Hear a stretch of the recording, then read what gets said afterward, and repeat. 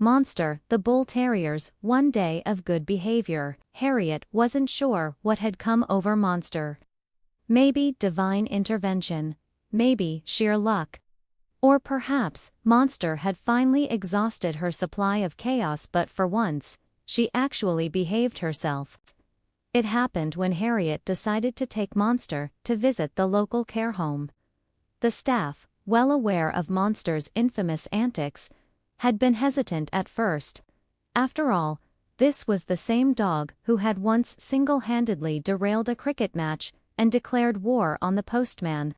But Monster, to everyone's astonishment, was an absolute angel. She padded gently from room to room, greeting residents with a soft nuzzle instead of her usual steal anything not nailed down approach.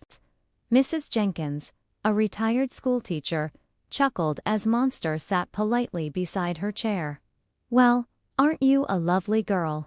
she cooed, scratching Monster behind the ears. Monster wriggled with joy, but didn't even attempt to snatch the biscuit from Mrs. Jenkins' plate. Harriet nearly fainted at the restraint. Mr. Albert, the grumpiest man in the home, who hadn't smiled in years, actually cracked a grin when Monster flopped onto his lap like a sleepy teddy bear. "She's got sense, this one," he muttered, scratching her head. Harriet had to resist blurting out, "Since when?" Monster sat patiently as residents chatted, occasionally offering a soft tail wag or a gentle paw. She didn't knock over a single tray. She didn't steal anyone's socks. She didn't miraculously turn the care home into a scene of mass destruction. By the end of the visit, Harriet stared at her dog in awe. "I don't understand," she muttered. The nurse smiled. "Animals just know, don't they? They sense when it's time to be gentle." Harriet narrowed her eyes at Monster. "You mean to tell me you've been capable of behaving this whole time?"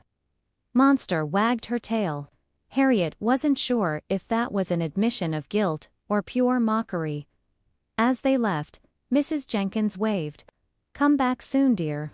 Monster whuffed happily. Harriet sighed.